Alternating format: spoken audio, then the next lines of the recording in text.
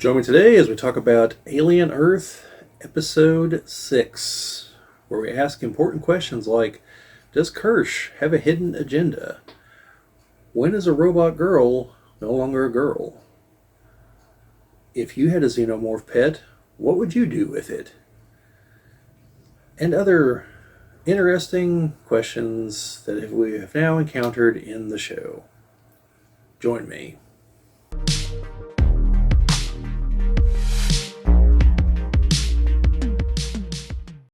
This is the Geek Cabal channel. If you've not been here before, my name is Bobbie.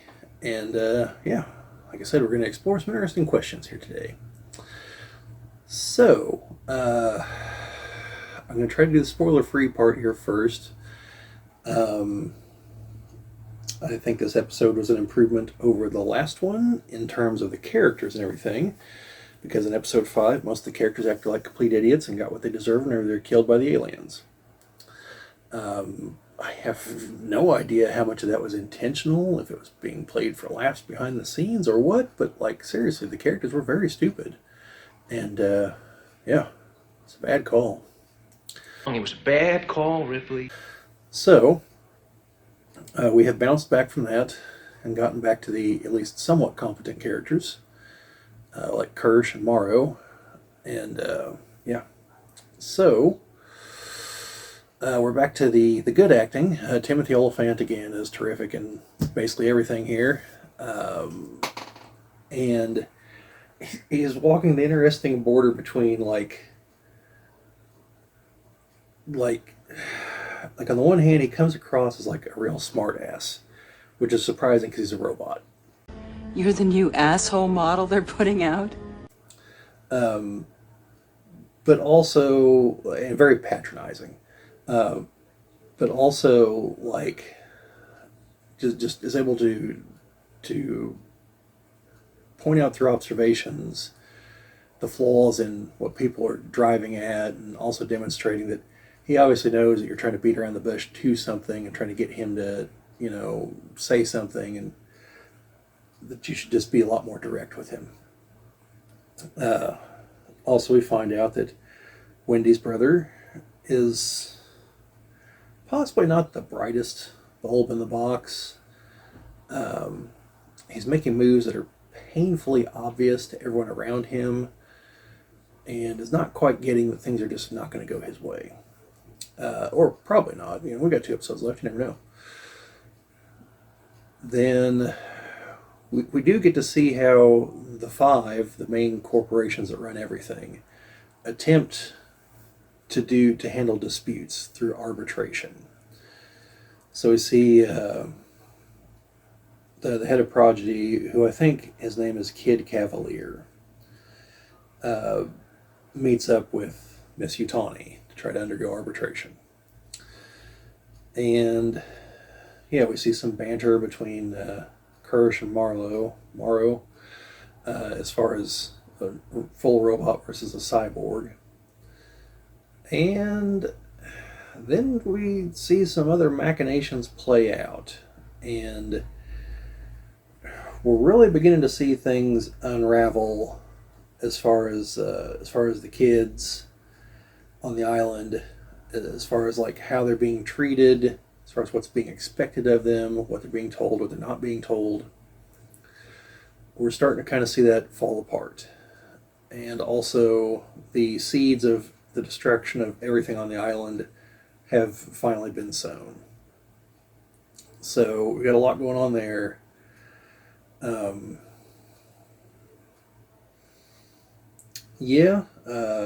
I'll explain the spoilers, but there were some pretty huge flaws in, like, security in this episode. And again, I'll explain it in the spoiler section, but it was one of those, like, man, this is massive. Like, this is definitely something that wouldn't be overlooked. Not any functioning company, just a regular company. Hell, if this wouldn't be overlooked at Walmart, like, forget, a company owned by a trillionaire that's supposed to be, like, at the cutting edge of technology and everything. So, we've got that. And we keep pushing the Peter Pan thing, which I don't know if I've mentioned that in the past, talking about the past episodes, but all the kids are now that they're in the robot bodies, are all named after characters in Peter Pan. That's why Wendy's name's Wendy. Her real name is not Wendy. Some of their name's Smee, and I don't remember the other three off the top of my head, but they're all named after characters from Peter Pan. And it seems like Kid Cavalier is like obsessed with Peter Pan. He literally sits there reading them the story of Peter Pan, like at night, I guess. Now I know it's metaphorical because he doesn't want to grow up, and so he views himself like the Lost Boys, or wants to be like the Lost Boys. And then of course we have the kids who are now in adult bodies, and so they have grown up forcefully, but Kid Cavalier wants them to be children forever, but he gave them adult bodies. So what do you do? So yeah, you've got a lot of that going on. We're definitely building towards an action conclusion. So we've got 2 episodes left. I assume they're going to be spaced apart and not the same night. Don't know for sure, haven't checked the schedule, but and I assume the finale will be a longer episode, but that's just an assumption on my part. I do think this was a stronger episode than the last episode. I think we're back on track. I think the last episode was necessary so we knew what happened on the ship, but everyone was an idiot, so it's kind of trying. We do get to see another one of the alien creatures in action in this one, so there's nothing revolutionary, but at least we got to see another one doing its thing. But yeah, that's about all the farther I can go without getting into spoilers. So if you're checking out here, like, share, subscribe, all that fun stuff. Go to some Weyland-Yutani, building better worlds. Comment, all that fun stuff. Subscribe. That's what the name of the game is here on YouTube, or if you're watching on TikTok, I think follow is what you do. Or I need to ask Jim about that. He's handling most of that side of things. But yeah, so if you're staying, I'm going into spoilers. You've been warned. Here we go. We're on express elevator to hell, going down. So, yeah. What do we have that was spoilerific in this one? Okay, so they decide that the way they're going to fix the girl who swears that she's pregnant, the robot girl, and I can't think of her name, she was the one who was having traumatic flashes of what happened in the crash and everything. They decide, by they I mean like the old guy that works for Kid Cavalier, who's like his second in command, decides that they're going to go into her mind and just erase all those memories. Just reset her to just before the crash. And initially the computer programmer was like, yeah, no, I'm not going to do that. That goes against everything. And he's like, what? He's like, I won't do it. He turns to his wife, who's the psychologist, like, can you do it? And she's like, and the programmer's like, no. And she's like, yeah, I could. And he's like, great, you'll do it. Turns to the computer programmer, you're fired. It's like, what are you talking about? He's like, you disobeyed a direct order, you're fired. It's like, you got 24 hours to get off the island. Otherwise you'll be a trespasser. Then you might get shot. All right, we waste him. Cheerio. And so he leaves, and she does that, but she doesn't tell the other kids this. So she wakes up and Wendy's there, and Wendy's like, yeah, man, crazy few days, and all this stuff. She starts talking about it, and the girl's like, what the hell are you talking about? And she's like, the crash ship and all this. She's like, what crash ship? And so she real quickly realizes that she's got all kinds of missing memories, and Wendy's like, well, they did something to you. I'm going to go investigate this. Okay, so that all kind of plays out. Kid Cavalier and Miss Yutani meet for arbitration, and he agrees it's her ship. He's like, however, it's in my city and killed a bunch of my people, and it's in one of my buildings, and you can have it back just as soon as I figure out how to get it out without collapsing the building. And she's like, but the things on board are what I'm more interested in. And he's like, oh yeah, sure. You know, you mean the biological weapons that you brought to Earth past quarantine? And that's where the arbitrator's kind of like, excuse me? So she initially offers, I think it's $10 billion to get them back immediately. And then eventually settles on $20 billion to get them back. And he's like, okay, $20 billion as soon as the quarantine period is over. We're talking invasive species here on Earth. You can't be doing this. I think it's like 6 weeks. That's when she offers him $50 billion. And he's just like, nah, I'm going to keep him until quarantine's up. I got to think about the planet and all.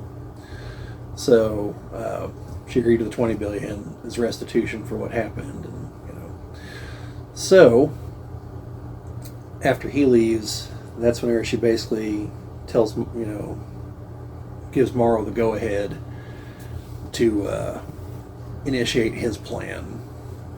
And he tells her that, it's got a high chance of failure because, he's having to use a kid there on the island and, it's a recruited asset, don't know if they're any good. But, his plan would be destabilize the island and assault. And that's what they're going to go with. So to that end, he has the kid he's been working on. He's initially going to go for Wendy's brother to try to get him exposed to the xenomorphs, the facehuggers. It doesn't work out, but through a chain of events, the computer programmer that got fired happens to find his way down to the lab there, and so he's the one that gets it. Now, the way he got there, this is what I mentioned in the earlier part. In a company like that, as soon as you're fired, as soon as he fired him, the older British gentleman, I think he's British, would have gone and immediately had this guy's passcodes and everything removed from the system, shut down everything. Instead, like hours and hours later, like enough time for his wife to perform the procedure, Wendy's brother comes and talks to him and is like, so, it's like, you seem to care for my sister. Like, I've got one question for you. Is Wendy safe here? And he's going to say something, then he looks over, sees the camera's going, looks back, and he's like, yeah, she's perfectly safe here. And the guy could tell that, he's putting on a show because he saw him look at the camera. And he's like, here, I'll show you. And he's showing him something on the computer, so he's got his back to the camera so he can, do something on the computer.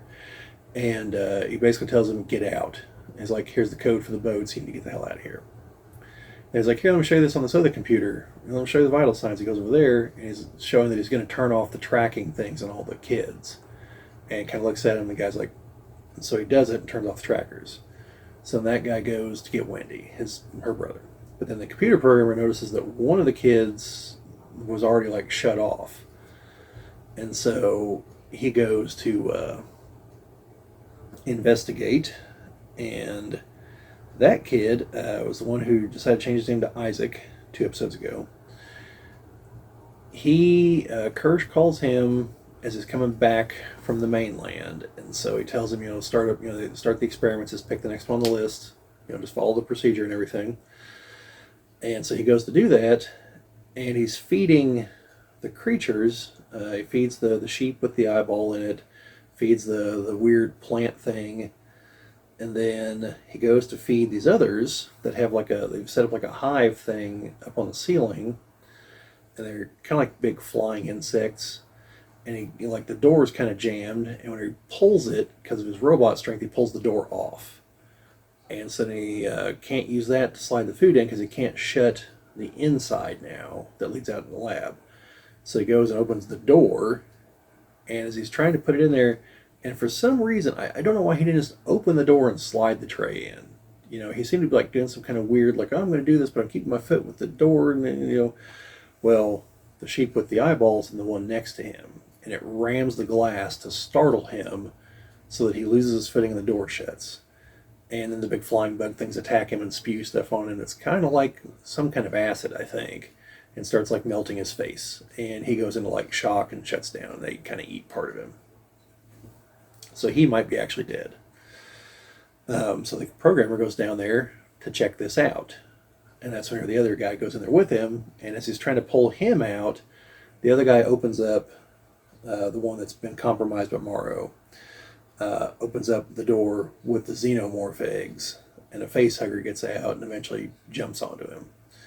So then that kid drags him into the air shaft, and he's hidden in there. However, Kirsh watches all of this play out on his little handheld monitor, and it's clear that he's like fascinated or something with this, because eventually Cavalier asks him, like, is everything all right? And he looks up, he's like, yeah, everything's fine. I think he says affirmative. But yeah. So back whenever they were doing the arbitration thing, though, after Marlowe left, Kirsh gets in the elevator with him, and Marlowe's like, what's it like working for the company that made you obsolete? He's like, I don't know what you're talking about. And Marlowe's like, you know what I like about killing synthetics? It's like, they don't feel any pain. So they're totally dedicated to what you're doing whenever you're chopping them up. And Kirsh is like, see, now I would think the pain would be the point. Because like whenever you're fighting a cyborg, there's that moment when they realize, oh wait, I'm not a robot. He's like, it's usually around the time you pop one of their eyeballs. And he gives the menacing look to Marlowe. And his points, obviously Marlowe gets his point. And Marlowe leaves the elevator and he's like, I'll be seeing you soon.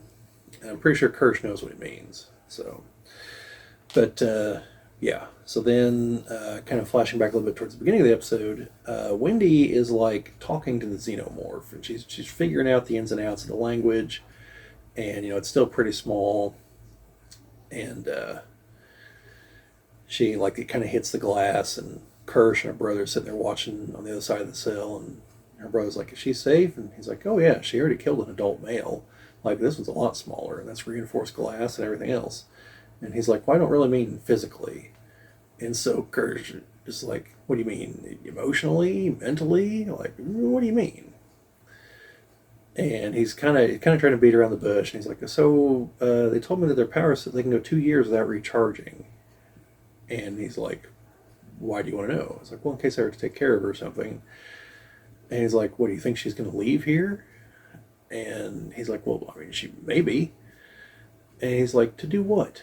He's like, I don't know, live? And Kirsh is like, do you have any idea what your sister represents? And he's like, she has the potential to unlock the secret to faster than light travel and to explore the stars for thousands of years. And you want her to just go live? Like, looks at him like, what an idiot. So he's like, she's just a little girl. And Kirsh is like, keep telling yourself that. So yeah, that's the whole, the patronizing, but also getting to the heart of everything.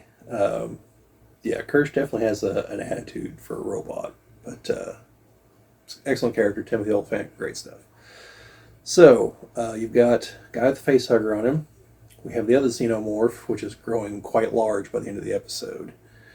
At least one of the robot kids is pretty much in Morrow's control. One of them is probably dead. One of them is freaking out because she's got missing memories. One of them just wants to play games. And then you've got Wendy, who's who knows where on anything. So yeah. Looks like explosive finale. Here we come. I'd still contend that things are just going to get nuked at the end of this. Because those other creatures are almost definitely going to get loose. And, well, it's going to be the only way to be sure. Sometimes Hicks is right on these things. It's the only way to be sure. But yeah, that's about all I've got for this episode. Like I said, I think we're back on track. I do, I'm definitely going to, there's only 2 episodes left. I'm definitely watching this all the way through. Still think it's a decent show. One sketchy episode notwithstanding. And hopefully, again, I'm going to repeat this, that hopefully this will come out on physical media so I can watch the whole thing just in one continuous run. Because I don't have Hulu, so I presume there I could watch it without the commercials if I really wanted to once it's all out. But hopefully this will be out on Blu-ray at some point. Plus I've got a couple friends who don't have Hulu and also don't have cable anymore, so I don't have FX. So, but anyway, yeah, that's what I'm hoping for. So, like, share, subscribe, all that fun stuff. Let me know down in the comments if you're watching this show or plan on watching the show. If you see this at some future date and you saw the show, what'd you think of it? All that fun stuff. Sharing, commenting helps grow the channel. We always appreciate it.